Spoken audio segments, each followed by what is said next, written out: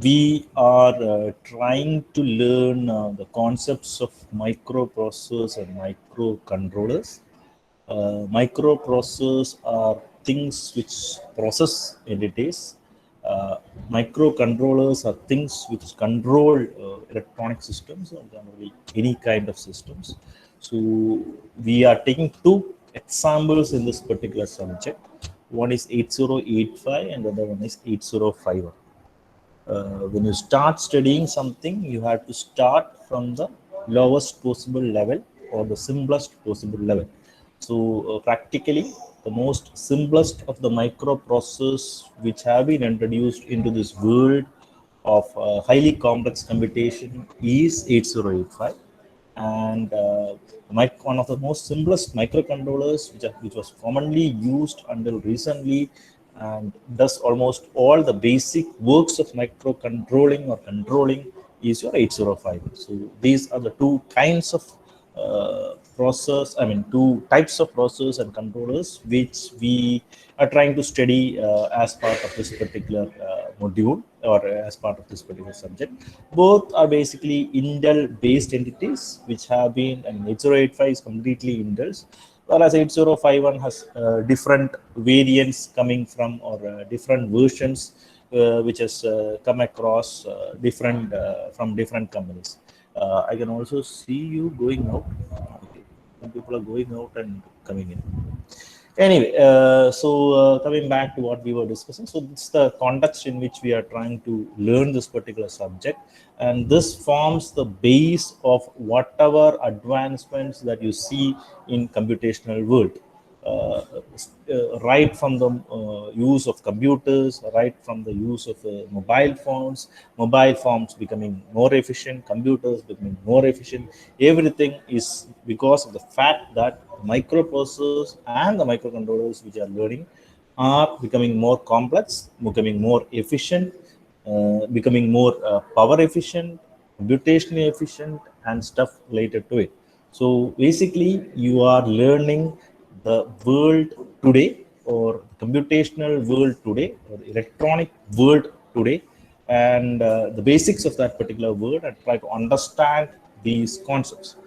Now, in the first two modules, we are seeing 8085, the basic instructions of 8085, a microprocessor from Intel, a basic 8-bit microprocessor. It takes in data of size 8 bits. I think it has a 16-bit address bus, which can take in memory of size 2 raised to 16, and we had a very simple kind of 808 microprocessor, which was basically doing whatever it is instructed to do using its own instruction set, accepting it from a human being. So the human being, we considered assembly language as the input. We gave assembly language as the input, and then in order for the microprocessor to understand it, it has to be converted into your ones and zeros or the machine language. We did it using different software tools used called as assemblers, basically assembling, because we are not using C, we are using assemblers, which converts assembly languages in machine codes, IDEs and stuff, then programmers, which will be programming the values into those microprocessors. So this is something which you have already seen, and microprocessor, the basic way of working of a microprocessor is fetching of an instruction, decoding of an instruction, and finally executing of an instruction. So you have 3 steps to doing that particular process. You take something, you fetch something from a particular point, usually from a memory or an IO device, input-output device or a memory. You take that particular thing into the microprocessor, you understand what it is, you decode it, try to understand what he is trying to tell you, addition or subtraction, whatever. Then you execute it inside the microprocessor. So these are the basic steps of a microprocessor: fetching, decoding, and executing. We have seen the basics of it, the interfacing part of it, since 8085 requires other things to be done. It requires additional supports from other ICs like 8279, 8255, which we have seen. How do you interface a display controller? How do you interface a communication controller? How do you interface a peripheral controller? So these are entities which help the microprocessor to be part of any system that you are trying to build. So this is the context. I wanted you to have an overview of the context in which we are trying to take this particular subject. So instruction set was taught to an extent. Instruction set is not really part of your particular subject, in the sense now will not be asked to write assembly languages as part of your exams, but I do comprehend, I do believe that it has to be understood in that particular level. At least you should be able to comprehend what a program does when you are given with the program. Anyway, so that was your 8085. Now, module 3 is the transition zone. That means we are in the middle of your particular subject. 6 modules, you are in 3, half time. I am leading by 2-0. 0 is from your part, 2 is from my part, because I completed 2 modules. This is your transition time, when you have a time for the comeback, when you have something new coming up. So it's your 3rd module. It is a transition zone. It moves from your microprocessors to the microcontrollers. So we are moving from processing to controlling. We are moving from processing intensive tasks to controlling intensive tasks. We are moving from 8085s to 8051. So this is the context in which this module is oriented. And in the initial part of this particular module, this module is a basically block diagram, pin diagram based module. Direct questions, certain interfacing circuits, block diagrams, and common pinouts are the things which are there in your 3rd module. So it's not that difficult to understand, but this is a transition area where you move out from microprocessors into your microcontroller. So we already move out of your 8085. So in this particular module, at the initial part, we will discuss about 8086, a more complex microprocessor than your 8085. Then have a brief idea of 8086, 386, 486, and then finally ending with Pentium. Pentium was the starting of the revolution of computation, which is currently into the stages of, what is it? I think latest processors are Celeron going to forgot the name of Intel latest processor. So dual core, all these stuff came into picture. Now we are having very computationally intensive microprocessors in your hand from Intel, AMD, and even ARM. So, so this is the starting point. So we will discuss about that. So we are not going to expand on 8086, just an introductory course to understand the complexities of more complex hardwares, more complex microprocessors.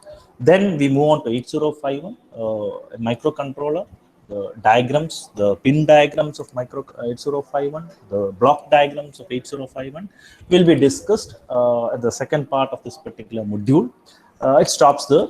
In 5 and 6, I mean 4, 5, 6, it's more quite literally moving on to the programming of it, really understanding how a microcontroller based system works and all.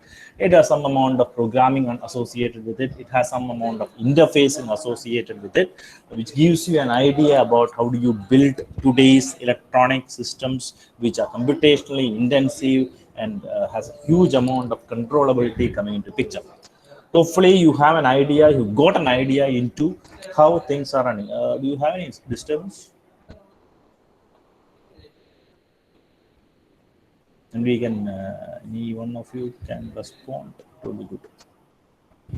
Are you having any disturbance with respect to audio? Is the audio? No, sir. No, sir. No, sir. So I guess everybody has the same answer. If somebody has a different answer, can tell the different answer. Okay, so this is the context in which we are trying to explain. We are trying to expand this particular session. So we will have an understanding about 8086, then move on to the microcontroller. Now, 8085 was an 8-bit microprocessor. 8086 is a 16-bit microprocessor. It's a first commercially available 16-bit microprocessor, which moved out of 8085 setup, moved into more complex domains, moved into something which is more practically viable as the transistors sizes decreased, as the number of computational components available increased. We moved into a more computationally intensive domain in 8086, which is able to handle 16 bits of data at a particular moment of time. I think it was released in 1978. It comes from Intel. It has a 16-bit data bus and a 20-bit address bus, or is able to handle 20 bits of addresses. So you have 2 raised to 20, I think 2 MB of memory, which can be accessed using this particular processor. Moving along, you 803, 864, 8 Pentium, you increase data size, you increase address bus as it moved along. But the basic principles of a complex microprocessor, which we had a brief idea in MIPS, came into existence from 8086. So this is an 16-bit microprocessor from Intel, released in 1978, which introduced very significant concepts which were part of the industry, which is still part of the industry. And one of the most important points or most important thing that was introduced in 8086 compared to your 8085 is the concept of pipelining. Okay, we moved, or the microprocessor industry moved from. Hello. Yeah. PPT boy. Hello. PPT boy. പോയോ? എല്ലാവർക്കും പോയോ? അത് അവന് മാത്രമേ പോയുള്ളൂ? പോന്നോ? അല്ല, VPT ഞാൻ ഉപയോഗിച്ചിട്ടുണ്ടായിരുന്നില്ല. ഞാൻ കഥ പറഞ്ഞുകൊണ്ടിരിക്കുകയാണ്. VPT-യിലേക്ക് എത്തിയിട്ടില്ല. Okay, fine. Just switch on VPT. Okay, flow പോയല്ലോ. Okay, coming back. So what we are trying to do was we are trying to introduce the concept of 16-bit. So the one important thing that came into existence in your 8086 compared to your 8085 is the concept of pipelining. നമ്മുടെ പണി അല്ലെങ്കിൽ computational activities increased, so we needed to divide the work. So what was done was we introduced the concept of parallel works. When you have a larger team, when you have a complex work, we divide the work among this particular teammates so that things can be done parallelly. So internally in the architecture of your 8086, we can see different parts of it, or the whole structure of it is divided in such a way that it can do more than one activity parallelly. So if you are speaking about the concept of fetch, decode, and execute, firstly what they did was they differentiated fetch, execute, and decode. That means fetching can be run parallelly when the decoding and execution is happening. So internally, the structure of the microprocessor was implemented in such a way that you could do 2 activities parallelly. When one instruction was being decoded and executed, when you have a team number of 4 people, you have 2 people who is trying to take something, the other 2 trying to decode and execute it. So that process was implemented in the microprocessor domain, and the whole structure was divided into 2 components. One was called as bus interface unit, the other one was called as execution unit. So the bus interface unit interfaced itself, reacted or connected itself to the memory and the input output entities on the outside world, and the execution unit was associated with executing the particular instruction. So BIU, or the bus interface unit, takes the components, the execution unit executes it. So BIU, execution unit, will keep on executing it, BIU will keep on fetching it. So these 2 activities were made to run parallelly, or the basic concept of pipelining, or bringing in things such a way that things can be run parallelly so that the execution speed can be increased, was first introduced in the microprocessor that is called as 8086, which comes from Intel, and it came into existence in 1978. Hopefully these concepts are clear. And there are certain so this is the major idea which changed the way in which things can be done at the microprocessor level. So again, it's since the things were complex, the memory was complex, we introduced, or in 8086 the concept of segments were introduced. Now we divided the whole memory, which is a very big memory, into different segments, like chapters in a textbook, like what, sessions in a particular what is it in a particular, what is it, in a seminar, or say episodes in a what is it, series that will be more relatable to you in today's world of Netflixes. Anyway, so that was the idea. So you divided the whole memory into different segments.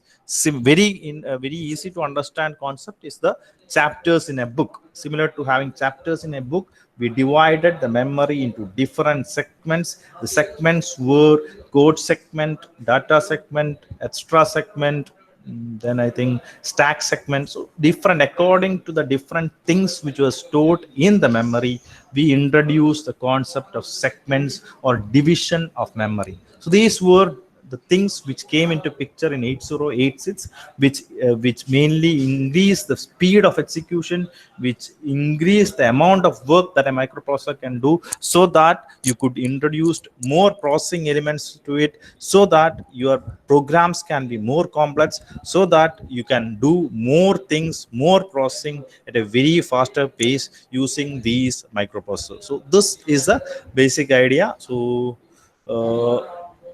what is required to be studied as part of your subject is features, pinouts, block diagrams of 8086. Instruction set, only the basics are required. There is no need to study the instruction in 8086, but the concept or the features of a instruction set is just introduced. Okay, so okay, so this is a 40 pin IC, 1 2 3 up to 40, and you have AD0 to AD0 to AD15, which means that your database is 16 bit, or it is able to handle 16 bits of data. അതുകൊണ്ട് തന്നെ 16 പിന്ന് പോയി എന്ന് പറഞ്ഞു കഴിഞ്ഞാൽ നിങ്ങൾക്ക് ഒരു 18 പിന്ന് easily എഴുതാം. Point to be noted here, VCC, you have only one VCC, but you have two grounds. Understand, you have two grounds on the pin 1 and pin 2. You have two grounds. Now I want you to comprehend, or I want you to go through the internet and give me an answer to why do you have two grounds for 8086. I will ask any one of you in tomorrow's class why 8086 has two grounds. Usually you always have a VCC and a ground, but when it came into 8086, we are speaking about two grounds. Why did this particular two grounds came into picture? It is completely associated with electronic circuits. It is completely associated with transistors, the power handling capability of the transistors, the current flowing nature of the transistors. That is where the concept of two grounds come into picture. Just go through the internet. നിങ്ങൾക്ക് ആവശ്യമുള്ളതിനോ ആവശ്യമില്ലാത്തതിനൊക്കെ ഉപയോഗിക്കുന്ന ഒരു സാധനമാണ്. നിങ്ങൾ ഇഷ്ടം പോലെ ആവശ്യമില്ലാത്ത കാര്യങ്ങൾ കാണുന്ന ഒരു സ്ഥലമാണ് internet. Can also be used for positive things and for studying purposes. So just try to Google it out and try to find out why you are having two grounds. Again, microprocessors and microcontrollers are studied with the perspective of an exam. When you study microprocessors and microcontroller with the idea of writing an exam, you mug up the pinouts, you mug up the block diagrams, you write some kind of codes, you analyze the timing, not analyze, you mug up the timing diagrams, write it down. But what is required, what you need to understand out of this subject is why these things are happening. Why is this particular pin, why 8085 has 8 data bits, but 8086 got 16 data bits? What was the requirement of it?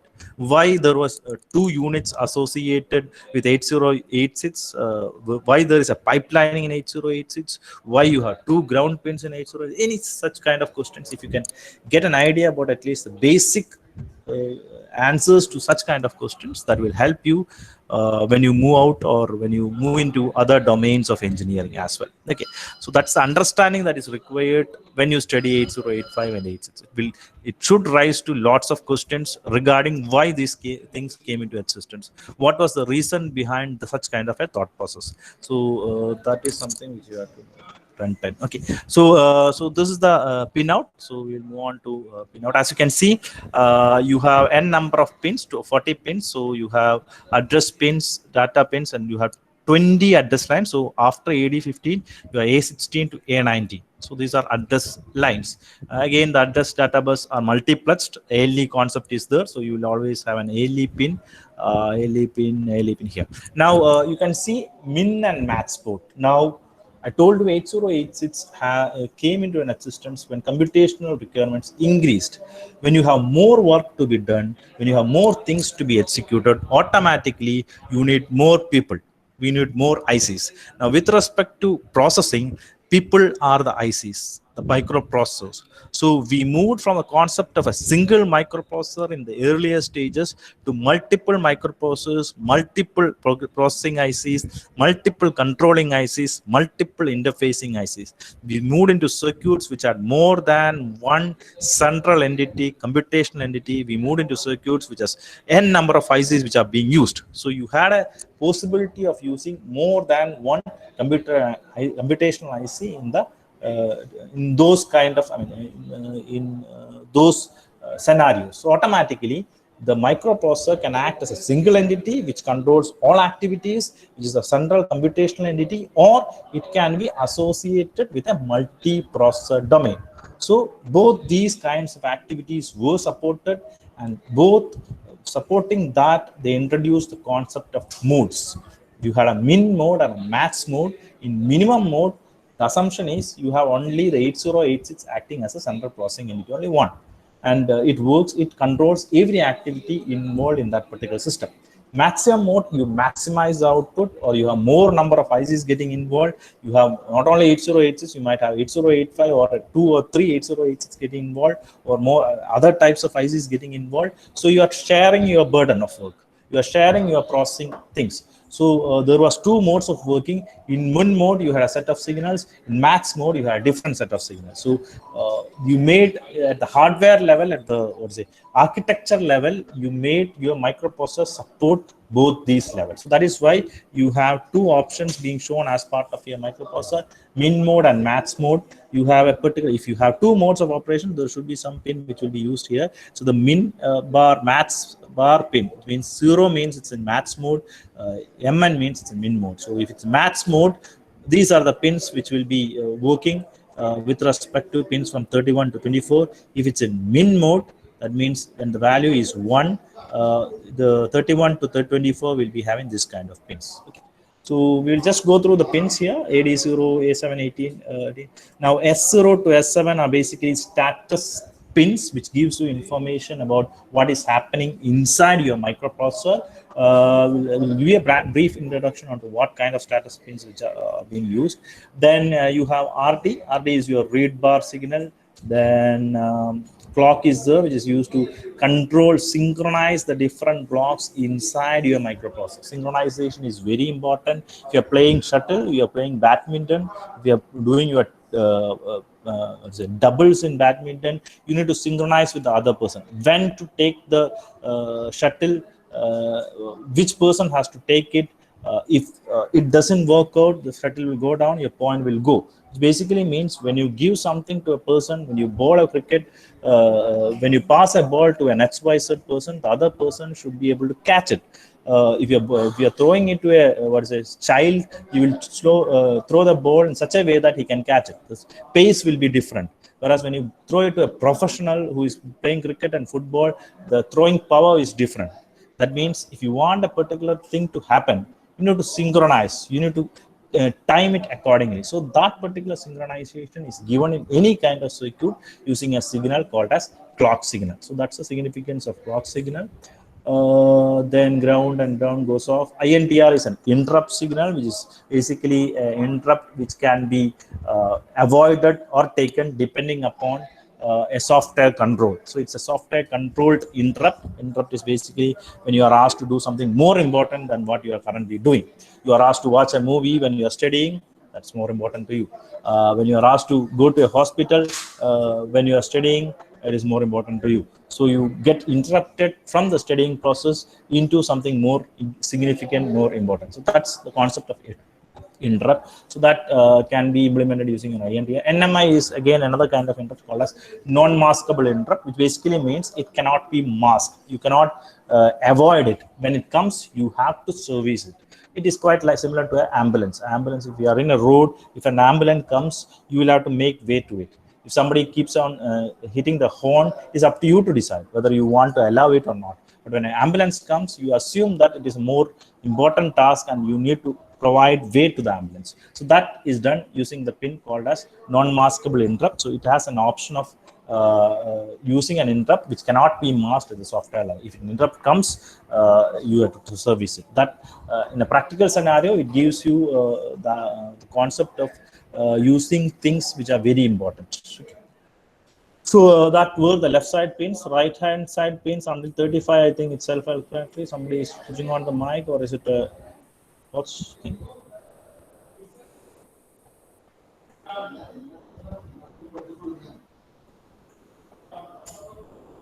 So that is your 35 pins. Now RD bar, I mean BHE bar, parallel it has the status signals as well. The other signals can act also as a status signal. It's a multiplex kind of setup. S3, S4, S5, S6, S7. What are those status signals? We will see. Then BHE is bus high enable. That is again related to the bus which is being used. Min max, again a mode used for mode selection. RD bar for your read signal. Then I will just avoid this, then move on to test. Test is basically used for delaying something. So if you want your wait state to be implemented, if you want to wait for something, that is when test comes into picture. Then in order to move out of that particular state, we use ready. Then you have reset, which is being used to reset the particular. So these are the basic pins. Now these pins, minimum mode, hold HLDA, we already seen that as 8085, again used to control the way in which you communicate with other devices. You want to hold for some amount of time, you can do that using this particular signal. HLDA acknowledge is when hold signal is getting acknowledged from the side of the peripheral. So that's acknowledgement signal. Then write signal is there. Then whether you are using a memory or an IO is given by this particular signal. DT and R, this is associated with transmission, whether you are acting as whether you are transmitting or receiving a particular information is given out by this particular signal. It works along with your modules which are associated with communication. You have all seen that in the case of your 8085 DT modules. Okay. Again, this is again enabling of a data or communication oriented setup, which is used to enable the data getting transmitted or received. So these are communication oriented signals. ALE is again a signal which is used for latching your address and data values. Then INTA is something which is associated with interrupt acknowledge. So you have interrupt signal and the acknowledgement signal, which tells you whether you have service the interrupt or not. So these are the basic signals in your min mode. In max mode, you have request and grant. So I told you, you have more processors getting involved, multi-processor environment. So some processor will ask for the control of the system bus, which is the bus which will be, you have one road which is going to be used by n number of people. So only one person will be able to use a road at a particular moment of time. That is the concept of your multi-processor system buses. So you will have request and grant. Somebody will request you for the control of the system bus, you will grant it. So that particular thing is implemented in the pins 31 and 32 when it is working in the max mode. Lock, again, if you want to lock out your system bus for only you to use it, you can do that using the lock pin. Then there are status flags depending upon the values of the status flag. You know the status flags from your 8085, memory read, memory read. Similarly, there are more options, interrupt, 3 options. That means 8 kinds of status are given out. QS0, QS1, queue status. As I told you, you have a concept of instruction queue getting implemented in 8086. So what is the status of the queue? Depending upon the value of this, you'll be able to understand what is the current status of queue, which is there inside your 8086. So you had a brief idea about the different pins which are being used.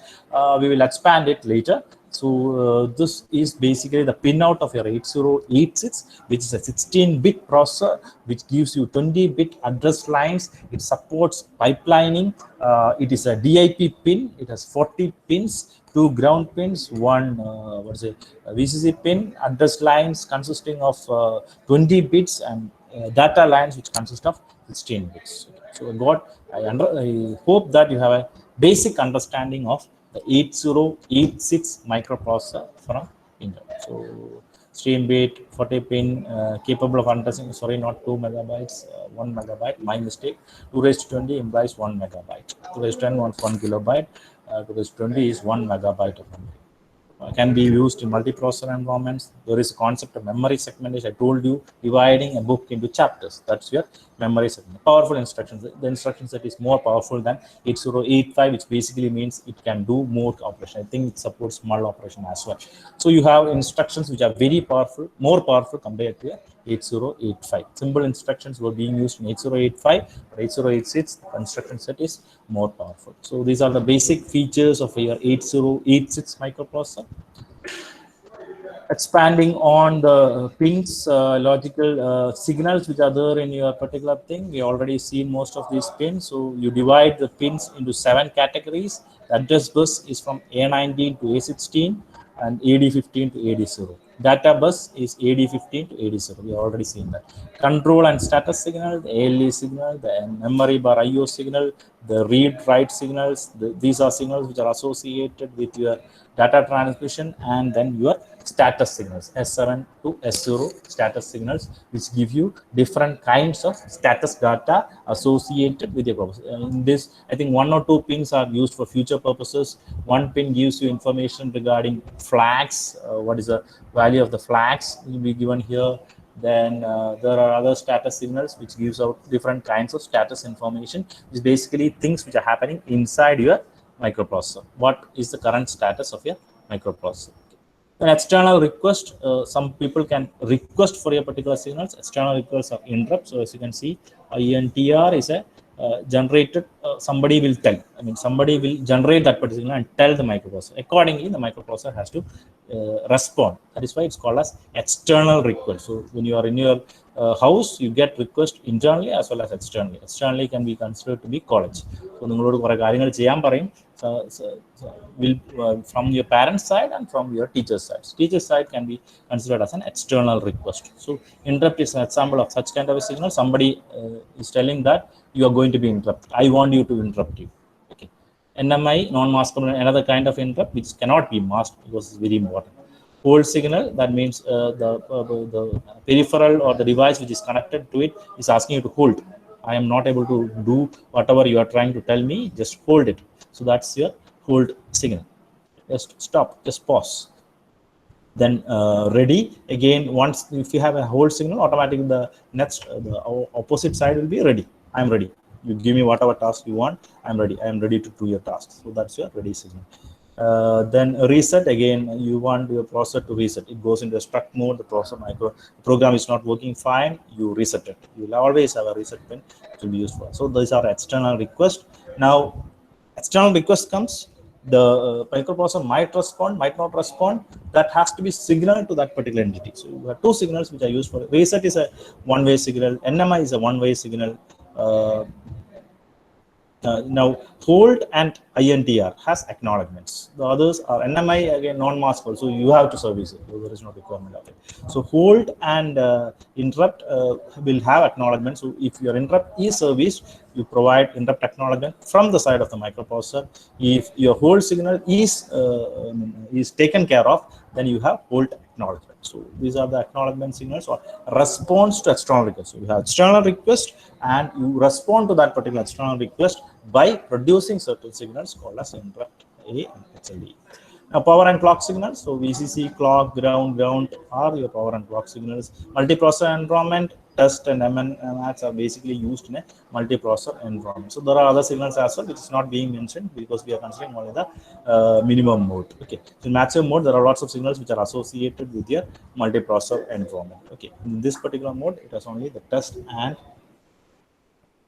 the minimum and maximum selection. Okay. So hopefully you have got an idea about 8086, the basics of your pins which are being used, the architecture we will discuss in the next class. I will spend a huge amount of time trying to make you understand the concept of 8086, the microprocessor in general. Hopefully you have got a grip on what is use of it. Just make sure that the 8086 is a Bengali. പണി ചെയ്യുന്ന ഒരു മനുഷ്യനാണ്. നിങ്ങൾ പറയുന്ന അനുസരിച്ച് അവൻ പണി ചെയ്യും. നിങ്ങൾ പറയുന്ന രീതിയിൽ അവൻ പണി ചെയ്യും. പക്ഷെ നിങ്ങൾ എങ്ങനെയാണ് അവനെ പണി ചെയ്യിപ്പിക്കേണ്ടതെന്ന് you should be able to understand. So get that concept clear. So if you want to make things efficient, you need കുറേ ആൾക്കാരുണ്ടെങ്കിൽ കാര്യങ്ങൾ എളുപ്പത്തിൽ ചെയ്യാൻ പറ്റും. But you need to organise it. ആര് എന്ത് ചെയ്യുന്നു എന്നുള്ളതിന് കൃത്യമായ definition you need to build up. Okay, so the rest, the architecture part of your 8085 will, I mean 8086 will take in the next class.